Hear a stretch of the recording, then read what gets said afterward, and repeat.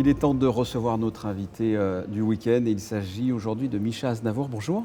Bonjour. Vous êtes le fils de Charles Aznavour et vous êtes là à l'occasion de la projection d'un film sur votre père, ici dans la salle Garnier. On est juste à proximité et c'est un film particulier puisque ça s'appelle Le regard de Charles. Ce sont les images de votre père à partir du moment où Édith Piaf lui a offert une caméra en 1948, c'est ça? Et oui, c'est en fait tout ce qu'il a pu filmer de ces images personnelles, intimes. Même moi, il y en a beaucoup que je n'avais pas vues en fait. Donc, qu'est-ce que vous avez découvert justement en dérochant toutes ces images? En dérochant toutes ces images, j'ai découvert toute la période, sa première femme, son voyage.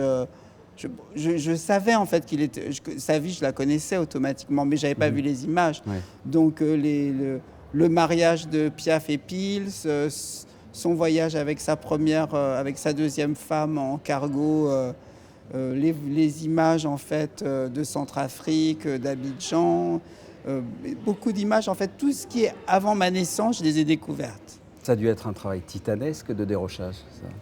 Ouais, c'est le réalisateur qui est mon associé. Ouais. Enfin, moi, j'ai une boîte de prod qui s'appelle Artisan Producteur où je suis associé avec Marc Di Domenico et Chloé Di Domenico.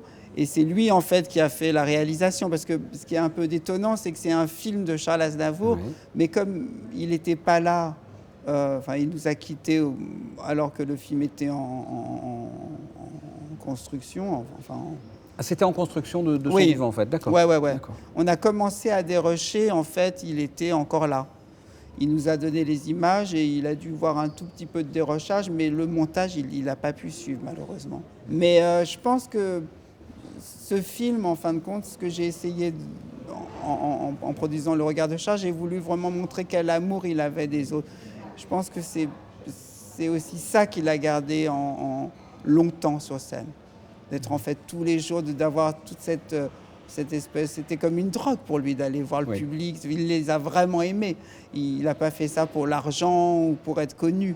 Je pense qu'au début, il voulait juste, on s'en rend compte dans le film, il voulait juste avoir un spectacle,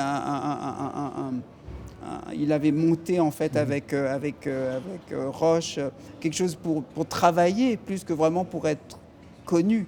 Il espérait juste en fait vivre de sa passion et vivre en fait et avoir l'amour en fait du public. Justement, je voulais que l'on revienne sur Charles Aznavour, l'artiste. Comment vous expliquez son succès? Comment vous expliquez l'amour du public vis-à-vis de Charles Aznavour pendant des décennies et des décennies? Qu'est-ce qu'il avait de particulier finalement? Je pense qu'au début, ça n'a pas été facile. Hein. Il s'est quand même accroché. Puis, il a vraiment souffert. Enfin, quand les gens aujourd'hui... Il a été assez critiqué au début. Pas assez, il a été vraiment démoli en fin de compte.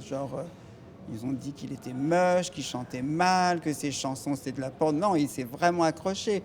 Mais le public, et je pense que aussi certaines personnes comme Piaf, comme son éditeur Raoul Breton à l'époque, comme Trenet, comme Cocteau, en fait, des gens en fait vraiment talentueux ont cru en lui. Mais les gens, les critiques, ils étaient vraiment, il en a morflé. D'ailleurs, je pense que jusqu'à la fin, en fait, il a gardé en fait je pourrais dire que ce qui a été la base de son succès, c'est cette hargne en fait. Oui, cette niaque par rapport à ce qu'on a dit au début. Il lâchait pas l'affaire. Et même jusqu'à la fin, là, quand il a monté, là, dernièrement, on essayait de monter une comédie musicale sur Toulouse-Lautrec, qu'on lui avait commandé à la base, que Broadway lui a commandé, puis malheureusement le producteur de Broadway a fait faillite, mais il aurait pu se dire, bon, avec tout ce que j'ai réussi, tant pis, je vais, voilà, tant pis, ça se fera. Non, il est là, il s'est accroché, il a fini par le monter, ça s'est monté off-Broadway, bon, après il y a encore eu des péripéties, mais c'est de la folie en fin de compte d'être autant en fait, d'en vouloir autant en fin de compte et de jamais en fait lâcher prise. Il était comme en fait un Jack Russell qui crache et il lâchait pas quoi. C'est un truc de fou. C'est très imagé comme ça. Vous l'admiriez vous-même en tant qu'artiste? Vous admiriez l'artiste? Ah ouais, vraiment. Ouais. Moi j'admirais, de toute façon j'admire mes parents, j'adore mon père, ma mère. Donc oui, vraiment je l'admire. Et Charles Aznavour, l'homme, comment était-il dans la vie de tous les jours? Quels étaient ses traits de caractère? Jack Russell? Il pouvait être un peu de mauvaise foi quand même, légèrement. Les gens qui l'ont bien connu sauront qu'il pouvait être vraiment de mauvaise foi, mais il avait très bon cœur et par contre, assez étrangement, il était pas très doué pour la communication. Ouais. Mais dans la vie de tous les jours, moi, il pouvait rester à côté de vous, ça pouvait être presque un peu, pas glaçant, mais gênant, parce que si vous parliez pas, Un il taiseux, pouvait... en fait, on appelle Ouais, ça un un taiseux. petit peu. Voilà, Enfin, d'accord. oui, parce que dans Taiseux, on peut voir quelqu'un de un peu dur en fin de Ouais. compte. Alors que lui, c'était pas dur, il était là. En fait, moi, même avec lui, en fin de compte, j'avais un peu du mal parfois. Avec mes frères, mes sœurs, par exemple, qui sont très très bavardes. Genre, elles arrivaient, elles racontaient, elles me disaient, mais non, avec papa, il n'y a pas de problème, on peut parler de tout. Je dis oui, parce que tu t'es Vous lui en laissez blablabla, pas quoi. passer T'arrêtes une. pas d'en placer une. Mais si tu restes à côté de lui et que tu attends qu'il parle, voilà, il allait parler de son métier, de choses comme ça. Donc les gens qu'il rencontrait, un peu des inconnus, gens comme ça, ils disaient, ah super, il m'a beaucoup parlé. Non, en fin de compte, ils ne se rendaient pas compte que c'était eux qui lui parlaient, qui disaient, ah je vous aime, nanani. Puis du coup, il parlait métier. Ouais. Mais pour la vie de tous les jours, c'était peut-être son seul défaut, en fin de compte.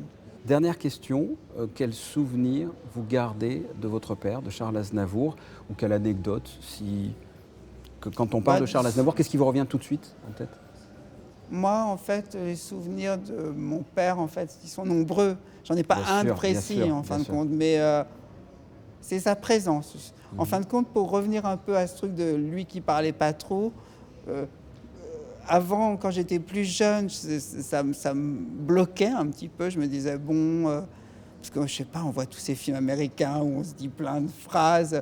Ouais. Et en fin de compte, j'ai compris, ces dernières années, en étant très proche de lui, j'ai compris en fait tout l'amour qu'il avait pour moi. Lui, il a compris tout l'amour que j'avais pour lui. Et en fin de compte, sans se parler, on s'est parlé. Et au fond, en fin de compte, le fait qu'il soit genre si silencieux, qu'il ne parle pas, ça m'a laissé un petit plus. C'est-à-dire qu'en fait, maintenant, j'ai sa présence partout. Je pourrais prendre une petite anecdote. Quand j'avais 15-16 ans, à Saint-Tropez, j'ai eu un accident de moto et je me suis retrouvé tout l'été, 15 jours à l'hôpital de Saint-Tropez, là derrière la place des Lys. Et mon père, il venait tous les jours, genre du matin, 9h du mat, jusqu'à... il restait genre 4-5 heures là, puis il parlait pas trop.